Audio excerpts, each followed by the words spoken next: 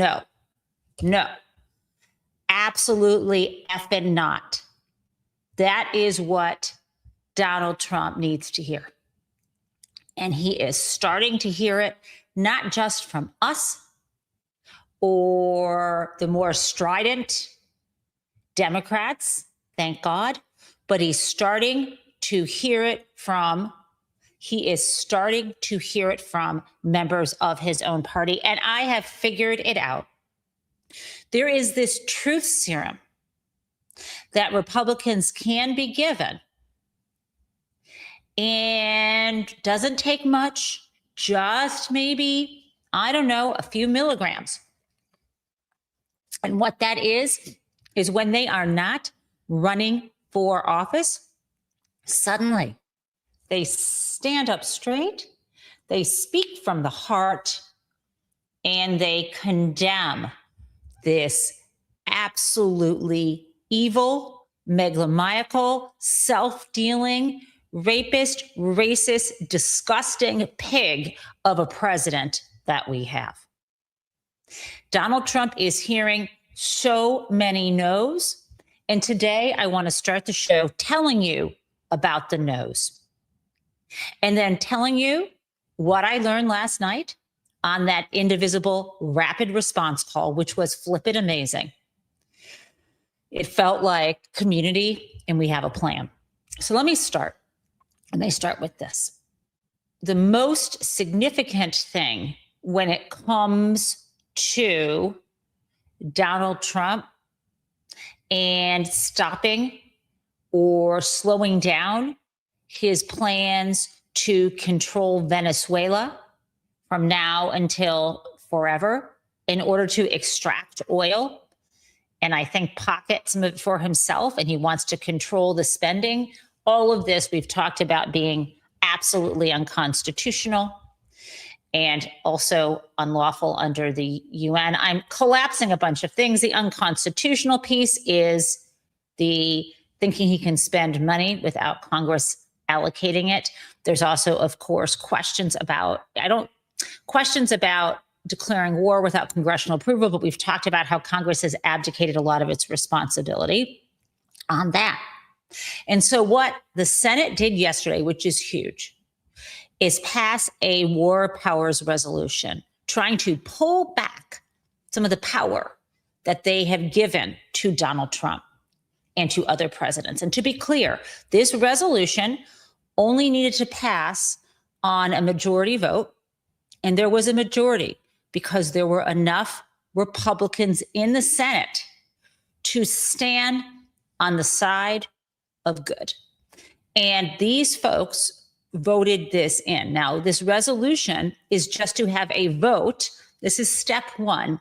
It's to have a vote on limiting Donald Trump's power to engage, to put boots on the ground in Venezuela. Okay? And let me tell you, in order for him to keep doing what he wants there, he will have to put boots on the ground. And we can talk about that later, but that's the flipping bottom line. It's not, he may be going on television saying it's all great. The oil is mine. We are taking barrels of it. But that's not actually how things are going in Venezuela. He wants to send the rights, the contract rights to sell that in Europe to certain specific companies. Donald Trump is having a meeting today in the White House with major oil company executives from here and abroad. He's got these plans, but the people of Venezuela also have plans. And let me say, have you heard anything about drug trafficking? Have you heard him talking about human rights or free and fair elections? He doesn't give an F about that. So what happened? Let me share with you how that went down. I want you to see, because I think it's key. Because this was one of the major events in the Senate. So this is, I want to open this up for you. This is the U.S. Senate advancing a measure to curb Trump's war in Venezuela. Let us go. And I think I can run this computer. Here we go. The yeas are 52. The nays are 47. The motion is agreed to. The U.S. Senate voted 52 to 47 to advance a resolution Thursday that would bar President Donald Trump from taking further military action against Venezuela without congressional authorization. 5 Republicans joined with all the Democrats in the chamber to back the measure. Trump wrote in a social media post that those 5 should never be elected to office again. Here's how Virginia Democrat Tim Kaine saw it. No one has ever regretted a vote that just says, Mr. President, before you send our sons and daughters to war, come to Congress. That is a vote that no one has ever regretted and no one will ever regret. The vote took place days after U.S. forces captured Venezuelan President Nicolas Maduro in a dramatic military raid in Caracas on Saturday, and marked a shift in the 100-member chamber. Trump's Republicans had blocked 2 previous attempts to advance similar resolutions in the Senate last year, as the administration ramped up military pressure on Venezuela with attacks on boats in the southern Caribbean and eastern Pacific. After Maduro's capture, some lawmakers accused the administration of misleading Congress, including Democrats publicly and some Republicans behind the. Okay, so this is huge, and this is just one of the things yesterday, chipping away at him, chipping away. And let me say, yesterday was huge because the Senate did this, right? At the same time, when the number one story and concern of Americans yesterday was the horrific murder of Renee Nicole Good in cold blood. And we have all watched that video. I'm going to show it again today. But you remember when I took you through it yesterday, step by step, and I mentioned when the guy pulled his gun? We're now seeing reporting, including from the Washington Post and others, showing 3 shots, literally with his gun, but 3 snapshots showing you when each time the trigger was pulled. All right, we're going to talk about that again. This is the backdrop of yesterday. So while Donald Trump is having J.D. Vance show up at the White House press pool, lying his ass off, defaming the memory of this woman, this mom, killed by an ICE agent because she was exercising her First Amendment rights to watch, to film them, and also she was blocking traffic. If there's a problem with someone blocking traffic and local authorities or ICE wants to fine her for doing that, they have her license plate.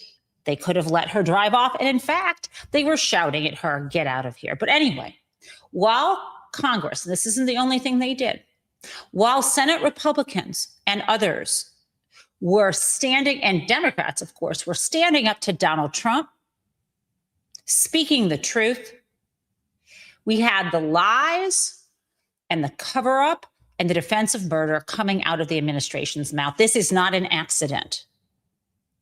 And as they double and triple down on their plans to criminalize protest in this country, it will only get worse for them. The resistance is rising up. This is a non-violent movement, and it's also going to come from the Senate and from the House as people there are hearing, not just from their constituents, but from their family members and their own consciences saying, this is too much. Let me show you what else happened yesterday. Tom Tillis, senator, Republican senator from North Carolina, who is not running for office again, right?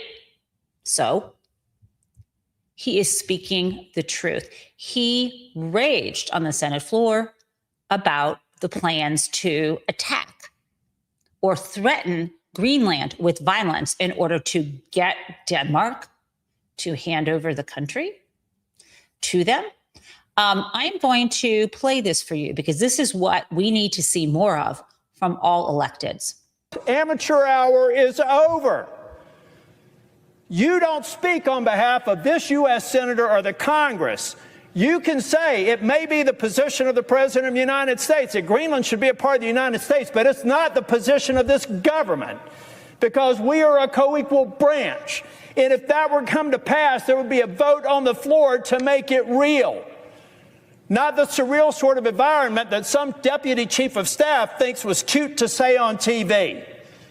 So you want to get me back to thanking the president for all the good things he's doing? Then give him good advice. One of two things happened with Greenland. Either one, the president came up with the idea that maybe we should have Greenland as a part of our assets. And somebody said that's a great idea, versus saying, Mr. President, take a look at our alliance. Take a look at the most important alliance in the history of the United States, the NATO alliance. This could actually destabilize that, Mr. President. Mr. President, you should know at one point we had 17 military installations in Greenland, and they'd be happy to have us back. They're not refusing to have us have access to project power into the Arctic. We could do it without taking over a NATO country. That's the sort of advice that they should have been given. So if the president thought it was a good idea, then he needs the expertise to say, Mr. President, that's why this is not a good idea. And I would defy you to find any credible general with a star on his shoulder who would say that it is, because they understand that the NATO alliance is what has kept this nation largely, or this world, largely safe for over 75 years. The flip side could be that Mr. Miller or somebody else said, hey, this would be cool. Let's take over Greenland. It'll be like a big aircraft carrier. Well, that's stupid, too. And I'm sick of stupid. I want good advice for this president because I want this president to have a good legacy. I'm going to cut it off there. I don't want this president to have a good legacy, but I want good advice for him, and I want him out of office. Period. End of story. That's the kind of shit we want to hear Republicans saying. But it's true. Stephen Miller, the racist, sicko, sadist, who has a lot of messed up issues around gender, clearly, is running the show, telling Donald Trump what to do. And Donald Trump loves it, because the thing is, where Tom Tillis gets it wrong is Donald Trump only listens to the advice that furthers his own objective to be a dictator for life and to pass on his legacy until the end of time. He wants to be like North Korean Kim Jong-un. He wants to be like President Xi of China. He wants to be like Vladimir Putin. He wants to be like Viktor Orban. He wants to be a dictator. But now his ambitions are to be in the top three, the triad, the triumvirate. So I'm going to get to that, what his goals are in this flippin' frightening New York Times interview, because we need to wake the fuck up. This is what's been happening the whole time. We've been talking about it, but I think there's this way in which human nature is. We deal with the next crisis and the next crisis, and we are angry about the Epstein files, which makes sense with that cover-up, and we're angry about this invasion, we're angry about that. It's all part of the same picture. Complete domination. It's like that Freudian slip we heard yesterday with Rep. Ogles when he said that the United States, he wanted to say that we're the dominant protector, but he said the dominant predator. Donald Trump wants to be the dominant predator. That is how he sees it. And predator and protector are the same thing. It's like the mob boss with well, he wouldn't send the person with the baseball bat in, but he sends his minions in with the bat and wants protection money. Protection money from the dominant predator. I don't want to be in a predator nation. I want us to care about the people here. And so I'll get back to the geopolitics in a moment. But let's stick with the law, right? We just had one law passed, this resolution, War Power Resolution. This is step one in trying to curb Donald Trump's use of force and boots on the ground in Venezuela, sending, I keep saying boots on the ground, but it's our kids, our friends' kids. Some of you who are listening, it could be you being forced into this war. Okay, what else happened yesterday to say no to Donald Trump? Well, I think you're going to love this. As you know, yesterday was January 8th. And on January 6th, we had the White House, we had the Republican Party, we had Donald Trump sycophants continuing to spread the lie that it wasn't an insurrection or violence on January 6th. Now, of course, we know that Jack Smith's investigation had proof beyond a reasonable doubt that the January 6th attack on the Capitol and the attempt to hold power despite the outcome of the election could not have happened with Donald Trump. He should be in jail. And for sure, also, the people who he either commuted their sentence or pardoned them, the 1,500 folks who were involved in the actual violent part of the attacks on the Capitol, should not have had their sentences erased. We know that. But they continue lying. And they continue on, yesterday, right? On January 8th, when they were spewing the lies on the 7th and 8th about the flat out unjustified murder of her wife is Rebecca, Renee Nicole Good.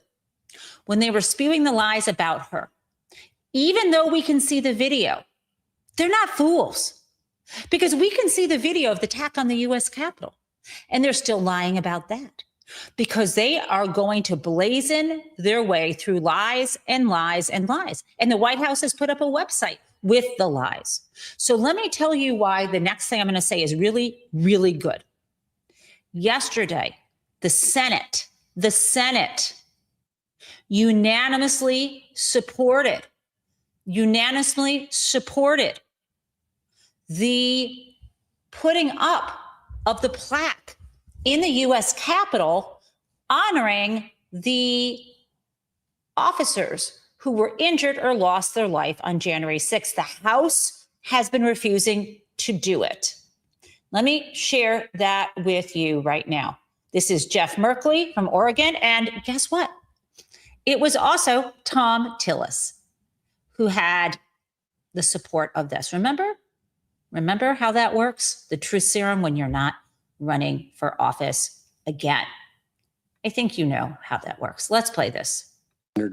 5 years and 2 days ago, the Capitol Police protected us as a team stormed the Capitol.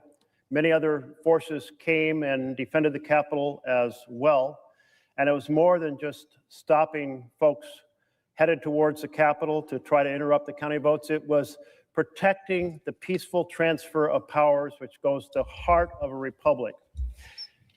In 2022, we passed a law saying we would put up this plaque to recognize the valiant efforts of the police officers. But the plaque has not gone up yet.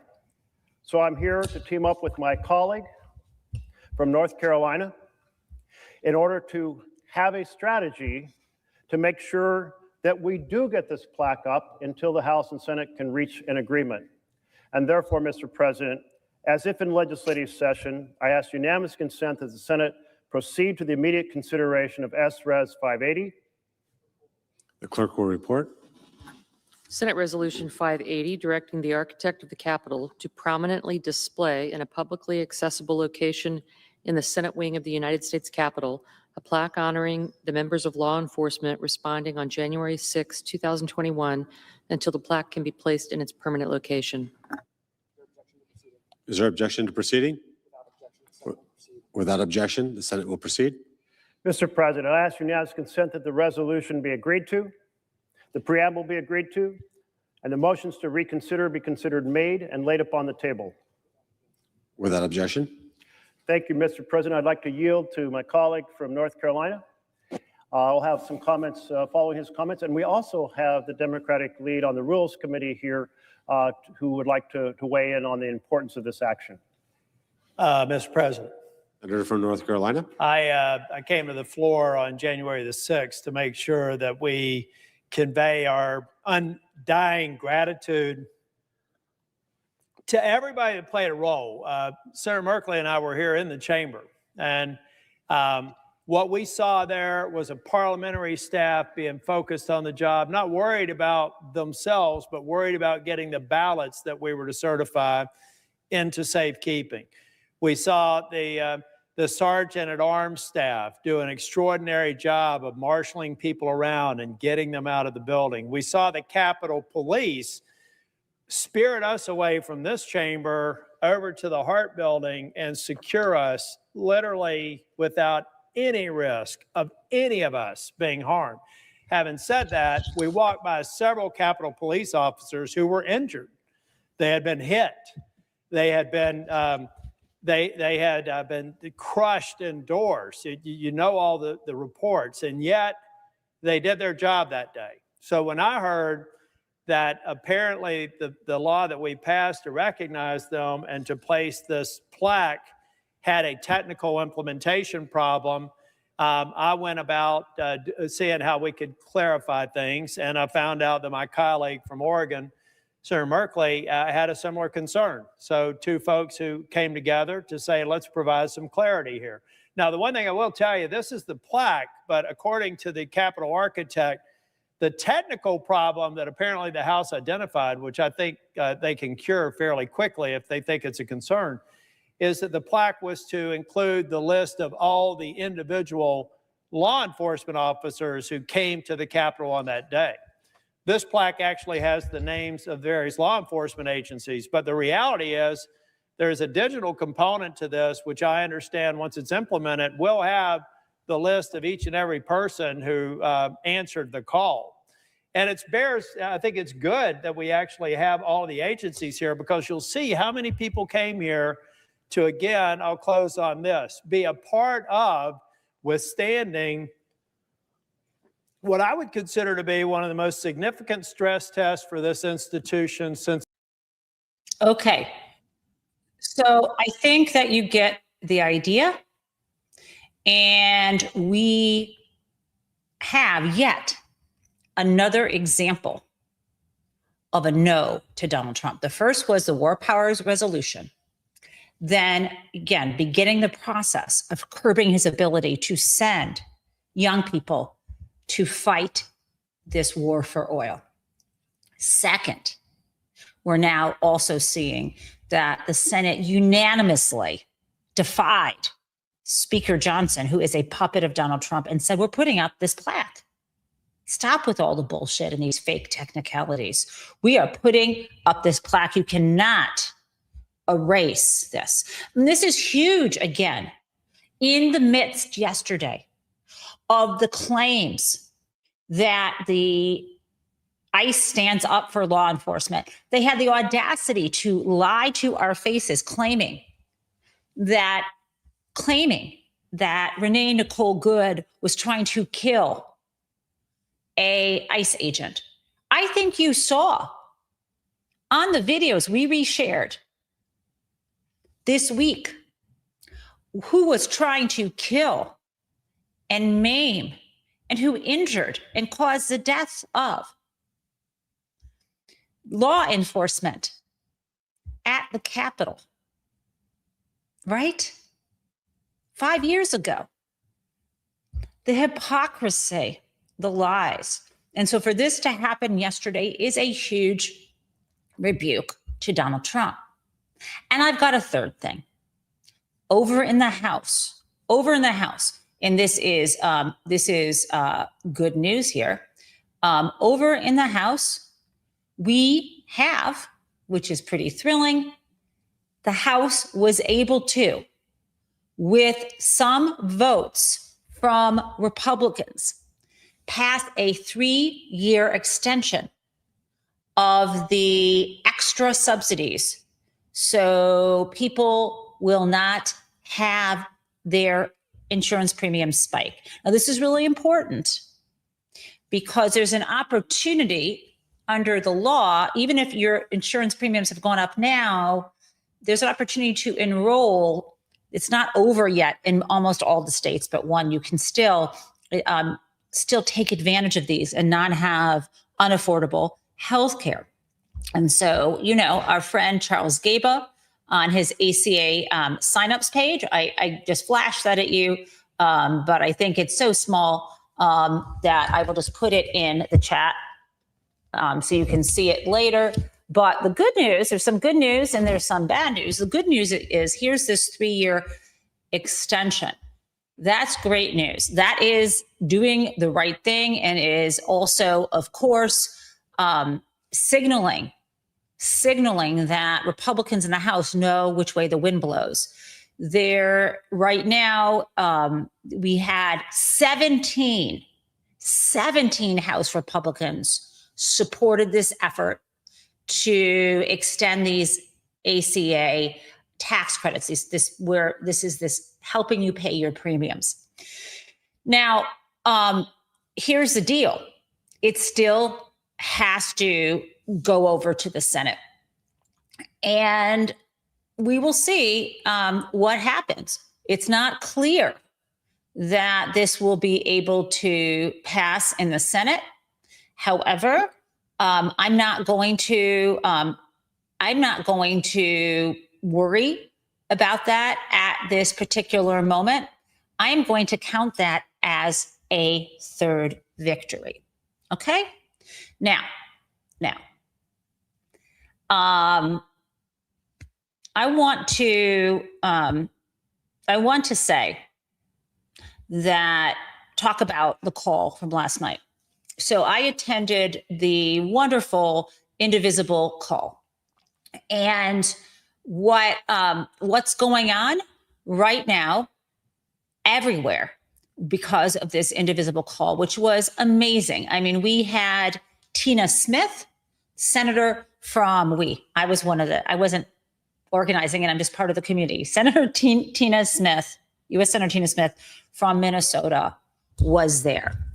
And we also had Ezra Levin showed up. We also had several other leaders. One of my favorite people is Brandon Wolf, who survived the Pulse nightclub shooting in Florida, wrote a book about it. I'd had him on my book podcast before. He is now, he has a role. I don't know what his role is at the Human Rights Campaign. It was amazing. And one thing that Brandon Wood said that just hit me right in the heart here was he said that, we cannot be divided. That's what they're going to do. This is how this is what we should do to organize. And so I took what he said that just blew me away was this, and I'm going to share his picture right after he said it. Here's Brandon Wolf, from the Human Rights Campaign. He said, community is their kryptonite. In other words, when we are in community together, resisting having federal masked agents in the street shooting people. And by the way, there were 2 more out in Portland. I think it was Customs and Border Patrol shot 2 people as well. This is not acceptable. We cannot normalize this. And he is right. Community is their kryptonite. Now, what I wanted to tell you is happening now with Indivisible is mobilization. The key thing that's happening is when we are on, and people, what they pointed out on this call was that the point of this call was to say, you all are doing all the things you're doing and keep doing them. And let's make this weekend, over Saturday and Sunday, wherever you are, organize, if you would like, these ICE out for good efforts. And this rapid response call, it was so wonderful. I'm just trying to pull this up so I can give you a link to it if you want to actually want to watch this after the fact, right? So the deal is that while we were on the call, they reached over capacity at the beginning on the Zoom. So it could only be watched over on YouTube at one point. That's how, but at least there is now a YouTube video that you can go back to, right? You can go back to. And what it will show you when you listen is while we were sitting there on the call between 8 and 9 p.m. last night, if you can just believe this, in that time period, over hundreds of new events were being organized, right? And these events will happen all across the country, and you can log on to the Indivisible website and find your event. And so, you can put in your zip code, and you can see what is being organized in your area. Hundreds of these just during the call. I am certain that, and here I'm pulling up the YouTube link right now. Hold on, this rapid response call from last night. Let me just put this in. Sorry, guys, put this in the chat. But the most important thing is, I want to show you this now, is for you to, let me just go here. It's for you to see what you can do. So let me share this tab with you. Let me share this tab. Here we go. So this would be Indivisible, their website, right? And when you go onto their website, you can see right here that this is pulling up things happening in Michigan, because I live in Michigan. You can see that there is an Ice Out for Good event in Detroit on Saturday. There's something next week in Ferndale, but let's say you click on map, right? And let's say you live in, I don't know, we could pick Minnesota. Obviously, there are going to be a lot of events there. I'm just picking this particular place. Let's say you live in Indiana and you want to go to an event. In Muncie, Indiana, there are all these different events you can go to. I want to pick a better example. Let's just go ahead and let's pick Wisconsin. And let's say here's 11 events. Here I am, 4 actions in this location. These things are happening in February, Indivisible events. I'm doing a terrible job of showing you this, but what I can show you is I have seen in my own area in Detroit, just put your zip code in, you can find an Ice Out for Good event this weekend. Now, someone said, is one huge event more impactful than hundreds of smaller ones? There's always well, let me just say this. Waiting for organizing in, like, let's say in DC, a giant event or whatever, that's coming, right? But these are small events collectively are all happening on the same weekends. You cannot wait a day or a week to do that. We're talking about the cold-blooded murder of a woman that they are now lying about, right? We're talking about invasion of another country with a promise to stay there forever. And we're also talking about, and this is the most critical thing, we're also talking about Donald Trump in an interview with the New York Times saying that there is no limit on his authority other than, and I'm saying what he said, my own morality. He didn't say mortality. He said morality. There is nothing he believes that can stop him. I'm going to share that article with you. Don't wait for the perfect moment. Get in community now. Guys, and I'm going to share the article for a second, but Donald Trump has always made clear who he is. Last time he was in office, he was telling people that protesters should be shot. Last time he was in office, there were supposedly adults in the room.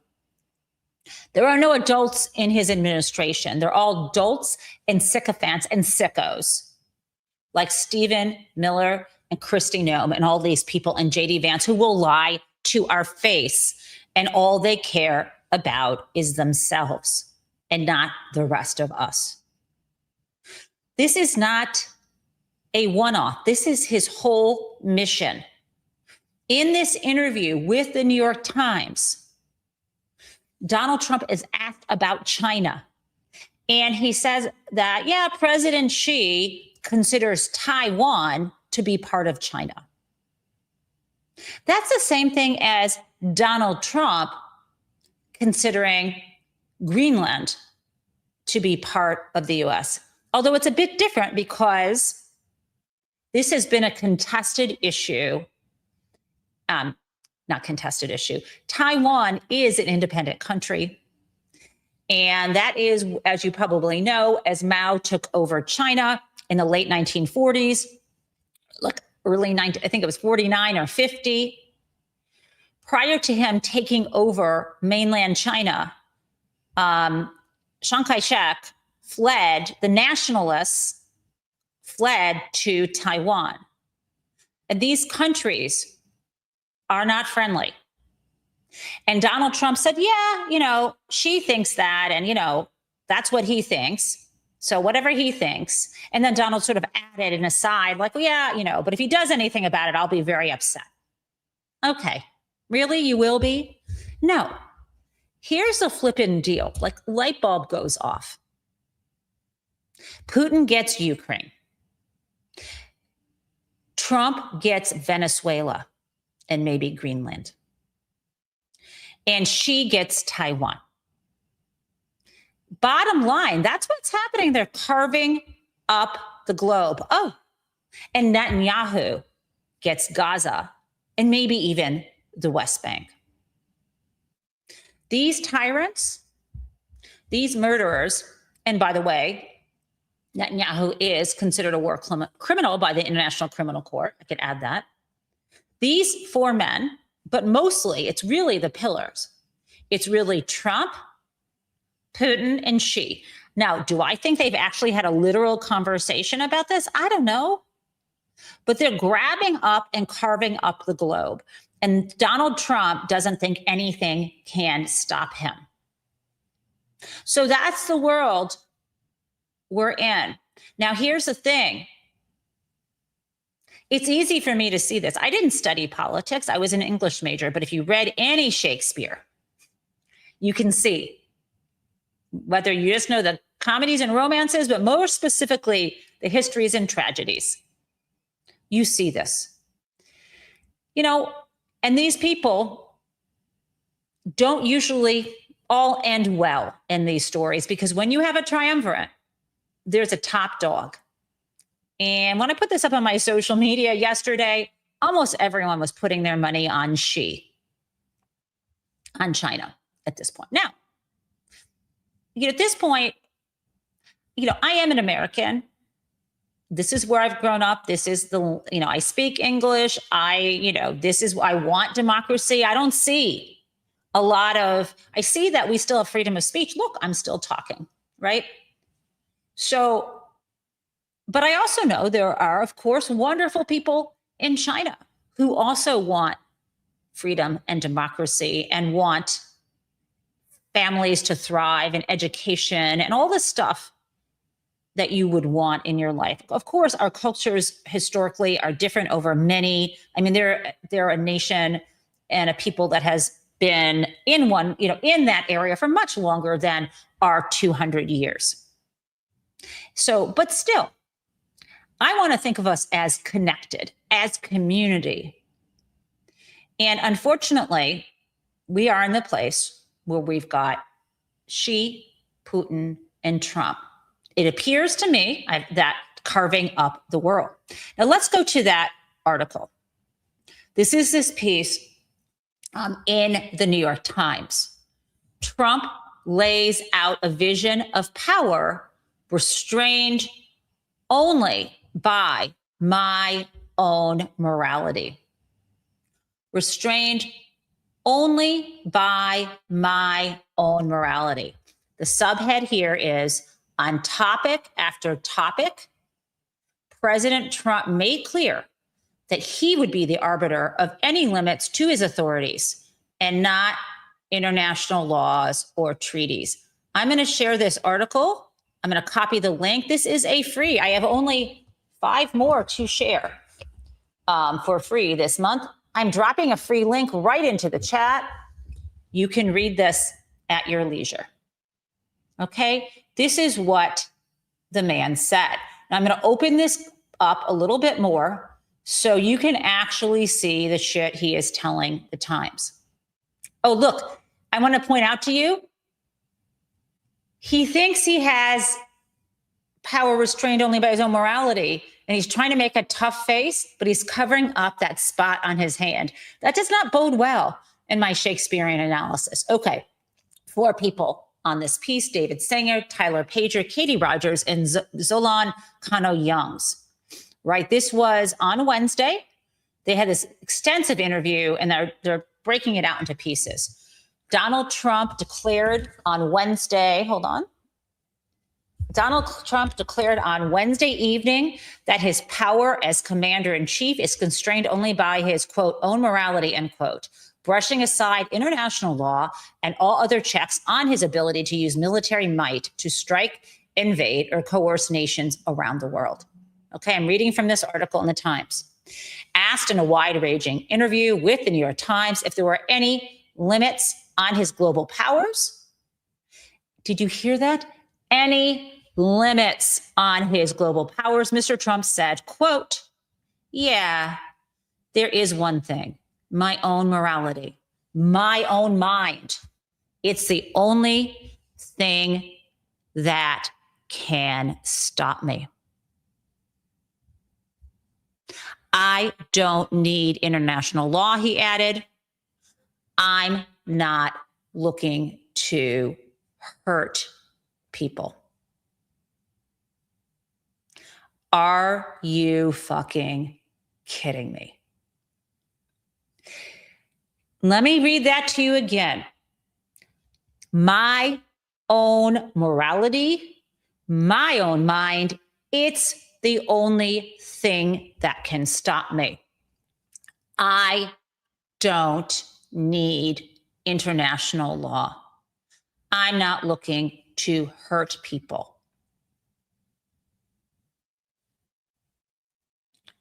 What do y'all think? Is it time to hit the fucking streets, guys? Non-violently, peacefully. It matters. And I'm going to talk to you again about the work about getting 3% of the people in the streets, that this actually matters. You know, this is this so-called 3% rule. And it is, I'm sorry, 3.5%. Is that the right number? I'm just totally, that Erica Chenoweth talks about, the 3.5% rule. I have written a piece about that. I'm going to share that with you next week after we get to hear about all the protests that you attend. Guys, this is who Donald Trump is. Now, he did say when he was pushed that he did think the administration had to abide by international law, but he said he would be the decider as to whether international law applied to him. Now, this is obviously not fine. Not fine. And Donald Trump is harming our country and harming all of this. Let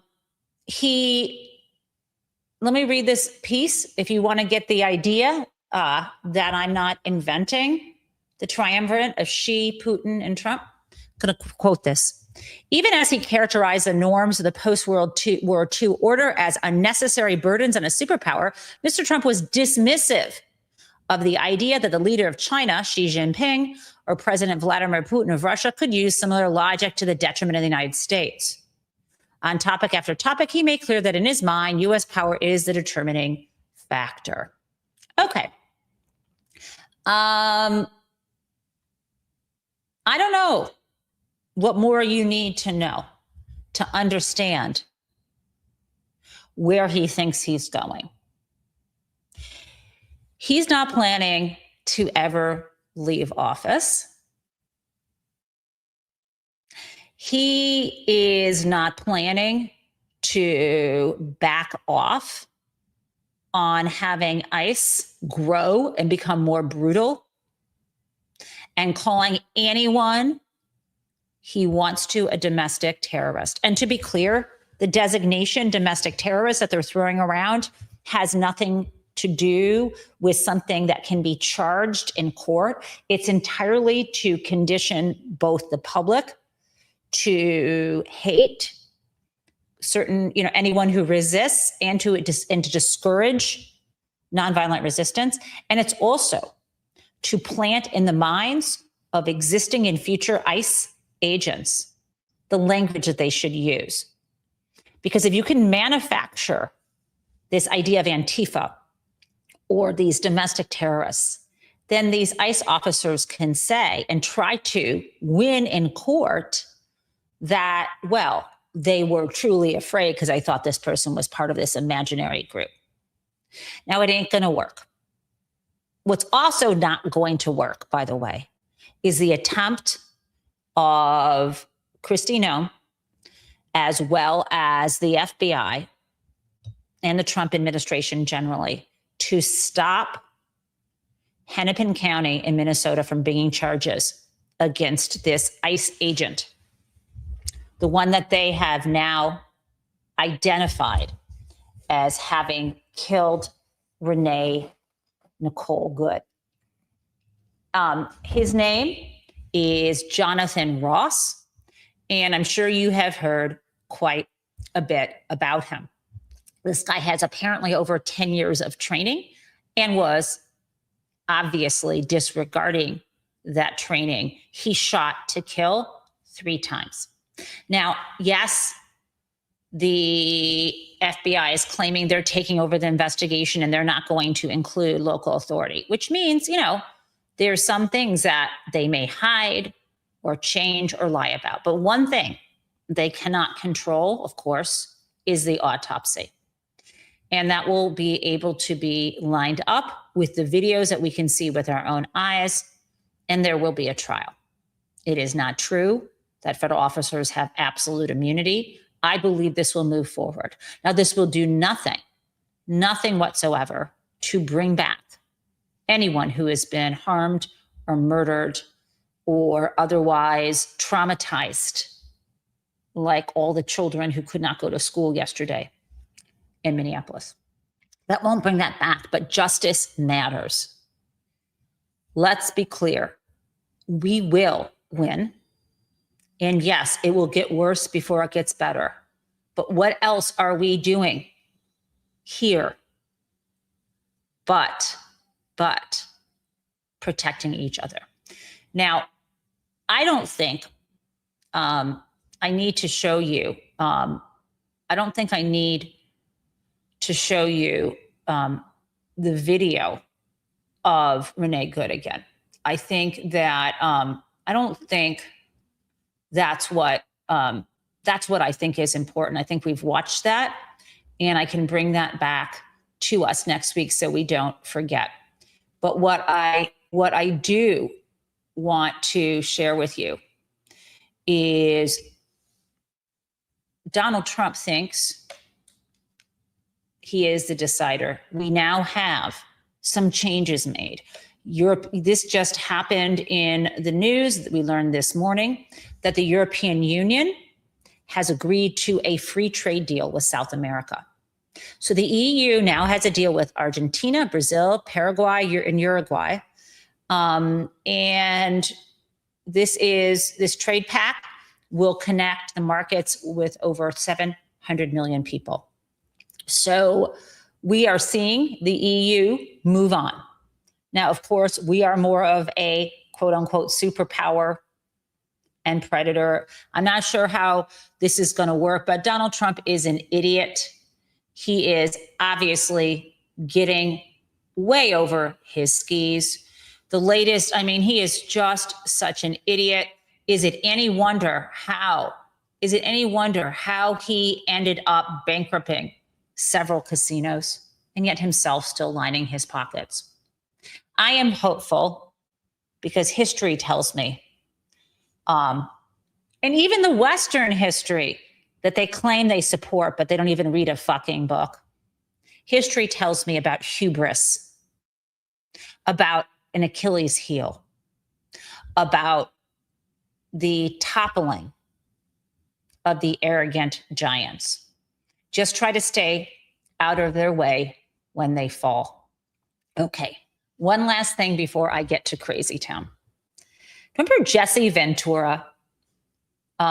Jesse Ventura, who was at one time a wrestler, and then later became governor of Minnesota. Do you remember this guy? He was part of the World Wrestling industry, which is kind of funny for those of you who are maybe too young to remember him. I feel like I need to share what he looks like for you, or for those who never really knew who he was. Here's a wiki fandom page. There he is, Jesse Ventura. His real name was Adrian Adonis. I'm sorry. I think that's not his, I'm not sure. Anyway, I'm sorry. Adrian Adonis was his rival, but 1980, Jesse Ventura was a big macho professional wrestling guy, right? And I want to share for you Jesse Ventura being interviewed by a local Fox News reporter. It's kind of incredible, you guys, talking about democracy. And the way he says Constitution is so cool that I'm going to try to always say Constitution like him. I'm laughing, but it's really good. And it's a bit long, so I might fast forward through it. It's 7 minutes. I'm not going to play the whole thing, but I want you to get a feel for this. Okay, let's go. And his connection, by the way, to Minnesota is that he is from there. Chris, did it make you feel better to have that conversation, or what would you say? No, I'm just saying, as a graduate of Roosevelt High School and as the former governor of Minnesota, I'm so proud of Roosevelt High School and how they stood up for what is supposed to be America and freedom. And freedom is not arresting people without warrants. We have a system here. It's called a Constitution. And we have a party, the Republicans, who don't seem to want to abide by the Constitution. January 6th is a prime example of that. And now they're all free and they're in charge. You know what? Maybe it's time for Jesse. I only did one term. I'm old second.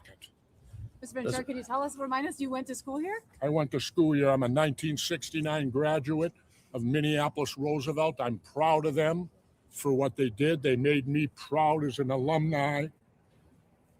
Go Teddies. What are your thoughts? I know we're jumping in, probably doubling up on some of his questions, but what are some of your thoughts about what unfolded yesterday? And then after that, what you saw? Well, I've told you already, we're a country of the Constitution. We have leadership now that has destroyed the Constitution. They don't follow it. They could care less about it. Am I right or wrong? I took an oath to defend the Constitution against all enemies, foreign and domestic. I view after January 6th, the Republican Party is a domestic enemy to our Constitution. I can't get any bolder than that, can I? And you obviously saw the video that the students shot outside here, and that obviously elicited a lot of emotions for you. Just watching What do you mean that, the student shot? there were some students who shot the video of the chaos here yesterday. No, I didn't even see it. Oh, you didn't see it? Okay, I thought you didn't did. see it. Okay. Okay. The only thing I've seen is the murder. So talk about, you were a student here. When did you graduate? 1969. Have you been back here? Talk about that. Is this like first time back? No, Came back to homecoming 2 years ago. No. I'm a proud graduate. I held 3 school records in swimming, 2 District 17 records. Our football team was undefeated. We played St. Paul, and we did that at the old Minnesota. That's where they used to play the Twin City Championship game.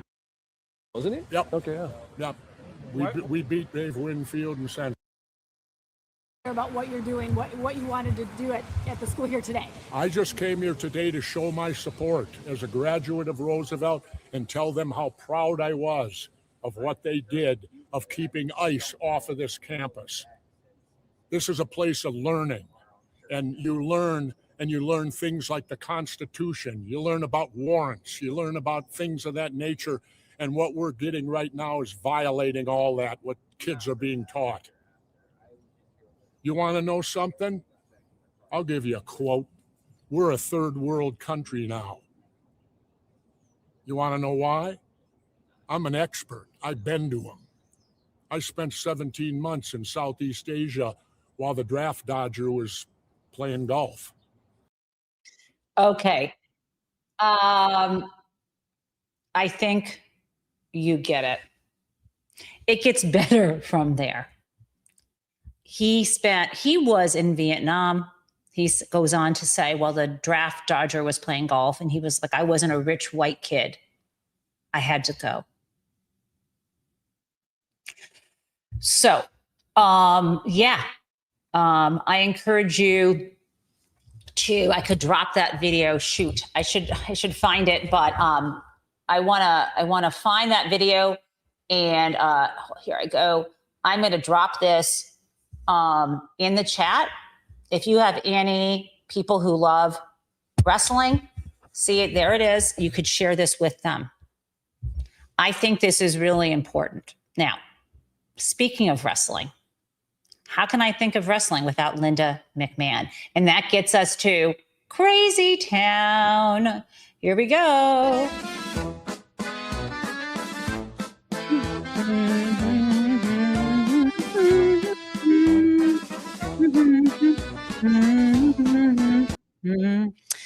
Okay, so, Linda McMahon, World Wrestling, WWE, and of course, Jesse Ventura have something in common, right? This is World Wrestling Entertainment. He's on the side of good. Let's listen to Linda McMahon, who is now in charge of the Department of Education, only slightly worse than Betsy DeVos. And she is on with Maria Bartiromo. Let's listen, and then we'll talk on the other side. What about China's penetration of the U.S. academia? Well, one of the things that we really wanted to see, and the president really wanted to be sure, is that we are looking at the students who are coming into this country, from other countries, and we don't want to shut that door. We just want to vet them properly. We want to make sure that they are not rabble-rousers. They are not coming in to be activists, but they are coming into academia. And then in our own schools that are here, even starting as young as, in our elementary schools, in our middle schools, and going into our high schools, we want to teach civics. It's one of the things we are stressing in our country. We don't teach love of country. We don't say the Pledge of Allegiance. We are not creating that same sense of patriotism. In fact, the word patriot was actually crossed out of some of the curriculum in some of our schools. So we've got a lot of work to do in that regard. But as we approach our 250th anniversary in July, one of the things that I am doing is we're going across the country with our History Rocks tour, and we are focusing on civics education and love of country and love of flag. And as the president wants, this anniversary to be a unifying force around the country. Okay. I was with you, lady, when you said we don't teach civics anymore, but civics isn't love of country. That's indoctrination. Civics is literally like when I studied civics, as Jesse Ventura would say, the Constitution, the separation of powers, law. And I think I said 200, I meant 250 years. We have been around. I I'd love for us to actually teach history around here. And as for the rabble-rousers, we don't want rabble-rousers coming into our schools. Am I a rabble-rouser? Have you heard the plans now in some states to ban teaching Plato? And it's not literally that you can't teach Plato, but there was a philosophy professor, and part of the parts of Plato he was teaching had to do with Plato's views on women and so on. You cannot teach philosophy or anything in context without teaching it in the context. And when students are reading a text, like I love studying Shakespeare. Fine. You know that The Merchant of Venice has anti-Semitic tropes and characters. Does it make me not love Shakespeare?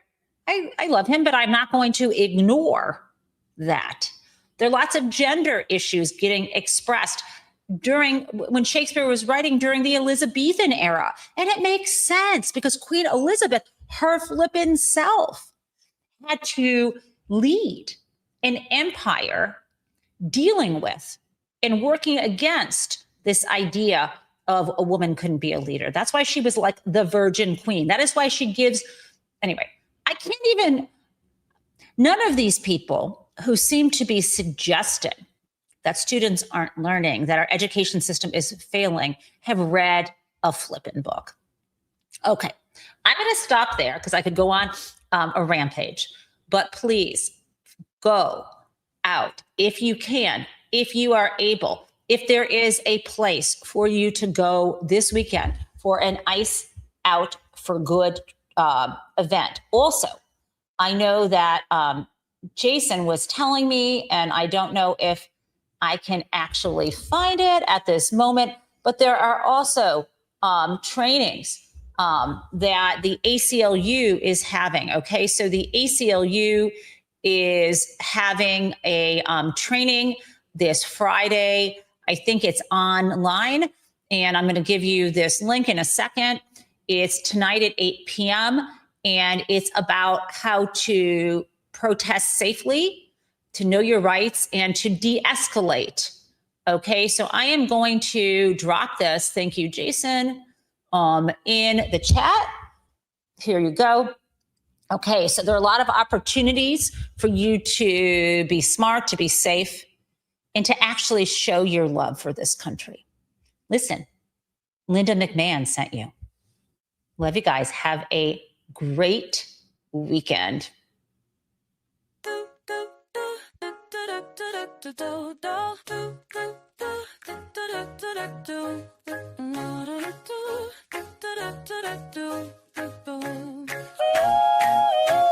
Hello, prison mates. It's the Gen Taub Show, where welcome everyone. Let's learn about what is happening in politics yesterday and today. There was hope, and we are together in this democracy we work for.